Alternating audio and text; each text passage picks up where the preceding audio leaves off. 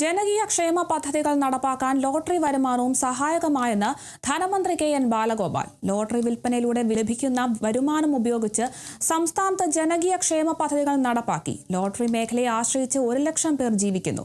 വിൽപ്പനയ്ക്ക് ഈടാക്കുന്ന അധിക നികുതിയുടെ ഭാരം കുറയ്ക്കാൻ പ്രത്യേക പദ്ധതി തയ്യാറാക്കും. ഓൺലൈൻ ചൂതാട്ടത്തിന്റെ സ്വാധീനം കുറയ്ക്കാൻ വ്യവസ്ഥാപിത സംവിധാനമായ ലോട്ടറി മേഖലയ്ക്ക് കഴിയണമെന്നും മന്ത്രി പറഞ്ഞു.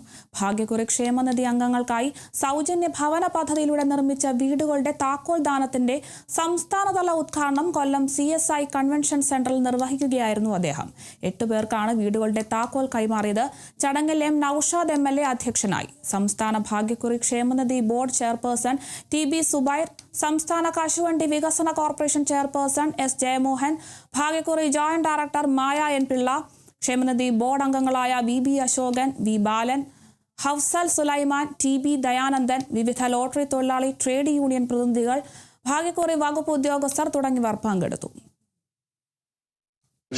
ലോട്ടറി ആ തുകയിൽ നിന്നാണ് 160ഓളം വീട് കൊടുക്കാനുള്ള തീരുമാനമെടുത്തു. അതിനൊരു സെലക്ഷൻ പ്രോസസ്സ് സ്വന്തം ഇഷ്ടപ്രകാരം കുറച്ച് ആളുകൾ തീരുമാനിക്കുന്നതല്ല. അതിനൊരു മാനദണ്ഡം വെച്ചിട്ടാണ് ആ വീട് കൊടുക്കാൻ തീരുമാനിച്ചത്. അതിന്റെ ആദ്യ വീടുമായിട്ട് ഉള്ള വീടുകളാണ് ഇപ്പോൾ കൊടുക്കുന്നത്.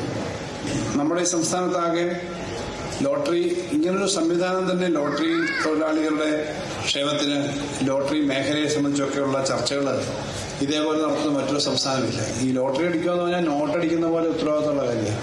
ലോട്ടറി കൊടുത്താൽ 500 രൂപയുടെ ലോട്ടറി കൊടുത്താൽ 500 രൂപ കിട്ടും, 100 രൂപയുടെ ലോട്ടറി കൊടുത്താൽ 100 രൂപ കിട്ടും. അപ്പോൾ അത് നോട്ടിന് തുല്യമാണ്. അത്രയും സെക്യൂരിറ്റി ഉള്ള ജോലിയാണ് സർക്കാർ അപ്പോൾ ചെയ്യേണ്ടത്. പ്രത്യേകിച്ചും ലോട്ടറിയിലെ കൂടുതൽ പരീക്ഷണങ്ങൾ നടക്കുന്ന ഒരു സംസ്ഥാനമാണ് കേരളം. വലിയ തോതിൽ കേന്ദ്ര ഗവൺമെന്റിന്റെ നിയമങ്ങൾക്ക് അനുസരിച്ച് നമുക്ക് ചെയ്യണം. അതോടൊപ്പം തന്നെ മറ്റ് സംസ്ഥാനങ്ങളിലൊക്കെയുള്ള ഓൺലൈൻ ലോട്ടറികളും മറ്റും വരുമ്പോൾ അത് നമ്മുടെ സംസ്ഥാനത്തെയും തൊഴിലാളികളെയും ബാധിക്കാതിരിക്കണം.